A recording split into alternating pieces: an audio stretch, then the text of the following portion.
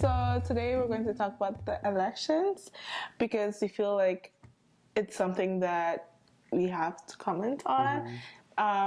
Not just, well, I'm not only interested in Trump's win, but I'm really interested in the fact that, you know,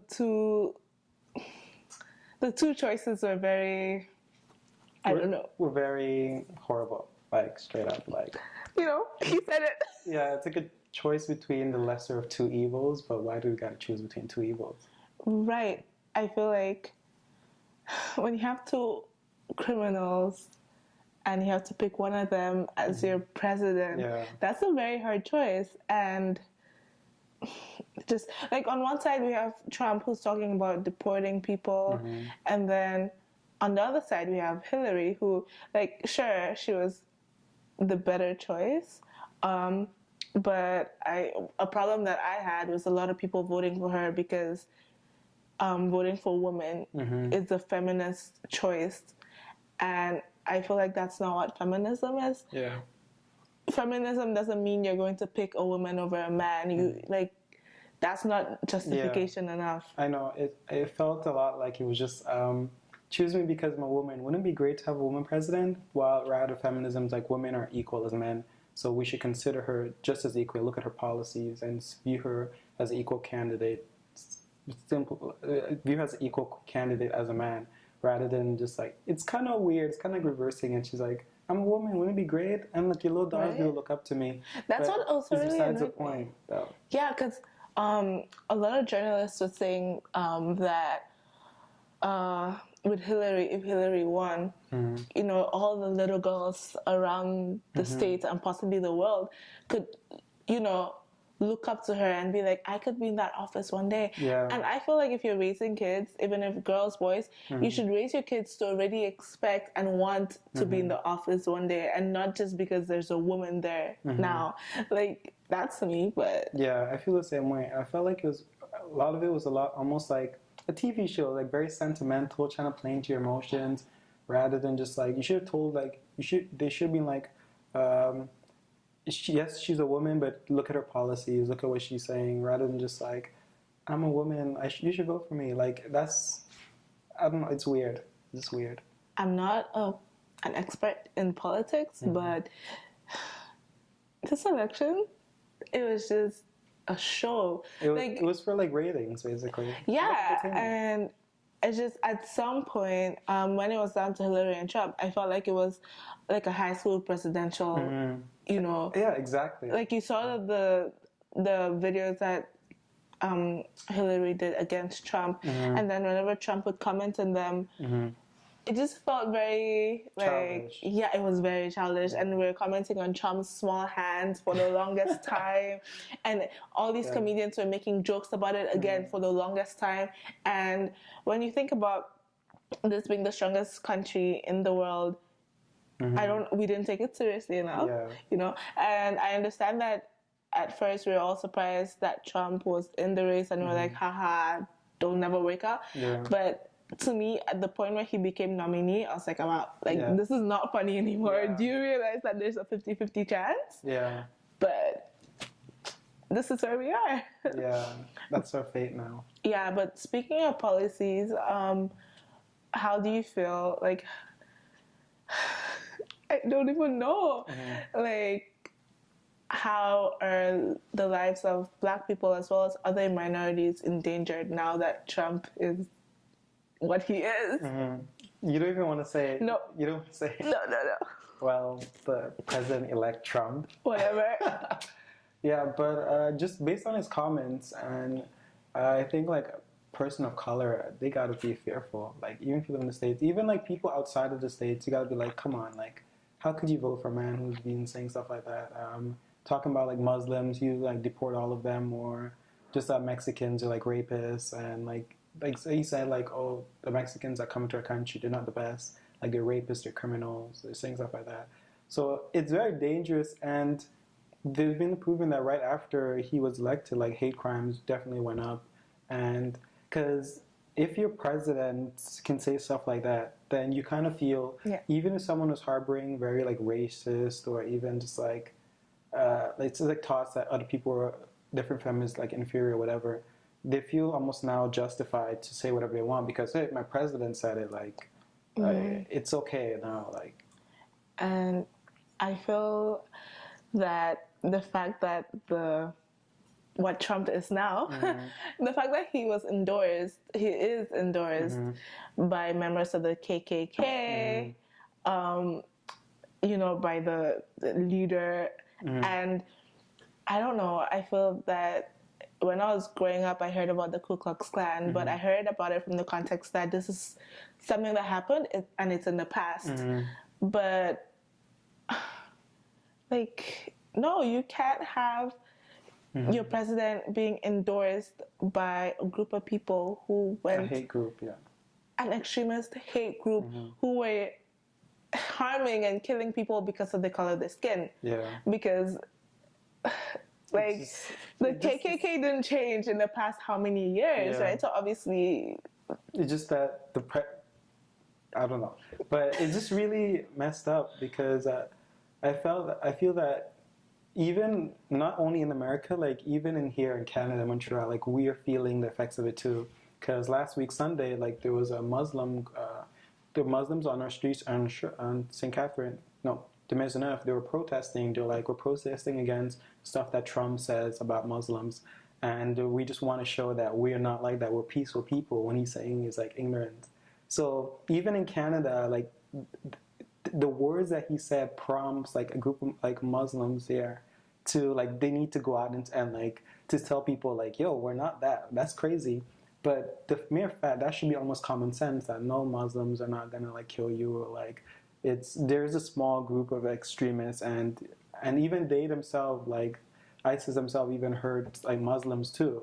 So the mere fact that that Muslims here in Canada feel like the need to go out like in the streets and tell people, yo, what the president of the strongest country in the world is saying about us is not true. Like, he's definitely having an effect on society, and he's definitely impacting different like minority groups around the world. Well, yeah, because again, it is the most powerful country in the world, and a lot of people, like, I scroll through my Facebook feed and there's still people saying, oh, haha, I live in Canada. Don't you wish you live in Canada too? Or blah, blah, blah. And I'm just like, the US is not in a vacuum. You know, what happens in the US affects all of us. The entire world, yeah. When Obama was elected president, I remember the next morning I went to school and we were all screaming and we were all really, really happy. And this is happening all the way in Tanzania. So, you know, it's not in a vacuum. Yeah. It's not isolated. It involves all of us. I don't think it's a good idea to sit and laugh and say you're lucky because, like, countries have to communicate with each other. Yeah. So and it shows like the direction that like race relations, not just in America, around the world is going. Kind of, I remember too, like when Obama was elected, everyone was kind of like, I remember they were like like the news went all over like different countries. It was people like celebrating. They're like, okay, like we're moved beyond this from like a point where Black people were slaves, and then from that, going all the way from there, from that kind of idea to like, okay, it's a new day for race relations where we can like accept like a Black person as not even just a Black person or a person of color, but like move beyond that. What they are, their color of their skin doesn't define them as a person. They have choice, and they can even become the most powerful, hold the most powerful position in the entire world. But I feel like since Trump has been elected, now is a step back. Because as Obama, a lot of steps back. A whole, let's try a whole like inch, like mile back. Oh my God. Because then, like as when Obama was elected, it's kind of like, oh, it's a new day for race relations. We're moving beyond like looking at somebody from their color. Now Trump is elected, and the stuff that he says about people based on their religion, their skin, their ethnicity. So it's a step backwards, and it shows like a direction almost like the whole world or the West is going again, like going back to that kind of view of like viewing people of color as like lower or like based on, because as you said, it's not happening in a vacuum, and there's been a rise of like right-wing parties in Europe also, like in France, in Greece, in Germany also. So as you said, it's not happening in a vacuum, and now Trump is elected, and almost a lot of stuff he says is very along the same line, so it's just like we're going backwards. Like, guys, supposed to keep going forward now. Right, and the fact that we went from Like Obama to Trump. It's just like, what is this? There's no like, there's no honestly, correlation. Like, yeah, I have no words. But you know what I read? What I read was that again, Facebook, that the way people around the world, the way minority groups feel about Trump being elected is the same way that some people felt when Obama was elected. So, I don't know. I'm wondering how the racist, sexist, xenophobic people have been feeling for the past 8 years. Have they just been repressing all of this, waiting for this man to come and like bring it out? I think Trump is the epitome of white privilege, because remember at the beginning of the campaign, he's like a small loan of $1 million. His privilege is just, every time Trump tries to say he's suffered something, the whole world is watching and being like, wow, that's a privilege. Yeah, if I was, and to be able to say, grab her by the pussy, on camera, clearly, you can read his lips saying, grab her by the pussy. And then the next day, everybody's saying, oh, it's just locker room talk. There's no big deal. That is a problem. Exactly. That is exactly what privilege is. Because if any man of any other race was saying something like that, he would be like scandalized, like completely. And the fact that he feels like, as you were saying, like white privilege, he feels that he's entitled to things. He's almost like in that same speech when in the interview, he was like, oh, like I can, look at me, I can get any woman I want. Sometimes just grab one, just like that. So it feels like he feels entitled to things, like, and that's so, it's, as a president, you can't be entitled and like. That's why the campaign was so childish. Yeah. Because of the type of things that he was saying, because I wouldn't even say those things, and I'm not running for the president of the United States, right? President of anywhere, to be honest. Because at some point, it was like I could go to the middle of Times Square with a gun, something like that. Shoot someone, and then my followers, you guys would be there. You know, you guys wouldn't do his thing. Like he straight up said that he can kill someone and nobody would do anything to him. You can't talk about gun violence so explicitly, especially when you're the main character in the violence, because it's him who's shooting somebody. And the fact that this man is what he is now, I can't say it. It's just, it's a real shock. And to me, it's just, countries have to communicate together. No country can survive without the rest of the other countries. And I'm just really scared that he's going to break down communications with other nations, and it'll be really, really hard to pick up the pieces. Because if people choose, and I'm pretty sure people will choose to not have, to like cut the ties. Yeah, exactly. And after he was elected, Britain, France, and Germany, France and Germany especially, they made a little press conference with their presidents and German chancellor. Like they made a little speech towards, like a congratulations, but they're like, but all of it is almost like a warning inside of it. It's like we like Germany and the U.S. we always have great relations, but it's based on fundamental like human rights and the respect of persons regardless of their color, their ethnicity, or whatever. And then we want to continue building strong economic ties, but only along these lines. They straight up already know, and they're already like telling like Trump, like you can't just go off and say anything. Now, what he does too is he says the African Americans, the Latinos, or just the blacks. Yeah, the it's bringing up the idea of the other, meaning that it's like distancing, right? And when the blacks were distanced from the when they're marginalized rest of society, it almost puts like we're going back. Okay, we're going back. So it brings up sentiments of just like, first, like when he talks of like genetics, it brings back memories to me of like eugenics, and idea like he even says like, oh, like some people just don't have that good genes, they can't go to school like that, they can't achieve it. So, and then he could the good old days. So it's like me, my German blood, like the white, like American, the good old days kind of thing. And then he's distancing black people and like Latinos and like Mexicans. and then he makes broad derogatory comments about them. So it's kind of like it's all distancing. And when you're making comments about a whole group of people, like a whole race, then you're basically saying they're all the same, like they're fundamentally the same. And then he's able to justify whatever action he does after. I went to a conference today, and this one girl was saying how the people who voted for Trump, well, some of them at least, they have it in their heads that illegal immigrants are coming to the country and stealing their jobs. That's why they're poor. That's why they're going through hard times. They think they deserve to be higher because they're like, we're real Americans. These people are not real Americans. So I definitely think that Trump didn't bring anything that didn't already exist. He just said it loudly for the whole universe, not universe, sorry, for the whole continent. He just basically said what a lot of Americans, for the whole planet to hear. That's what I meant. Like why Americans were like thinking or like feeling. But that's dangerous too, because it's essentially just like just blaming, it's putting the blame for like the poor economy on this one group of people.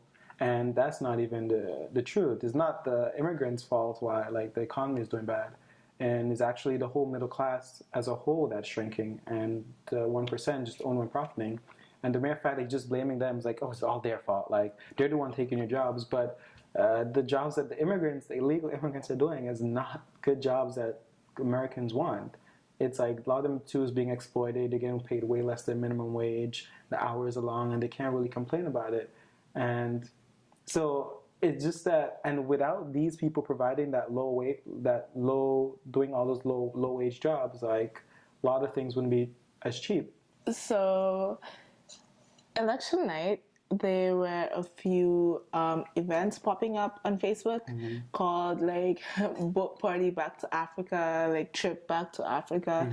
And do you think this is actually not serious, but do you think people are actually thinking of going to Africa? Like, do you think there's any Black people in the States now that are like, we're going back to Africa? I think as a whole, the idea has always been around since Marcus Garvey, and they're definitely, look at Liberia, that a lot of people did go back. Yeah. So with Trump now, and if people, especially not just like people of color, especially Black people also, if they feel that their life or their livelihood there in the States will be threatened, regardless of whatever policy Trump says or whatever he does enact, then people will flee. People simply will not people want to survive at the end of the day, and they want a good life.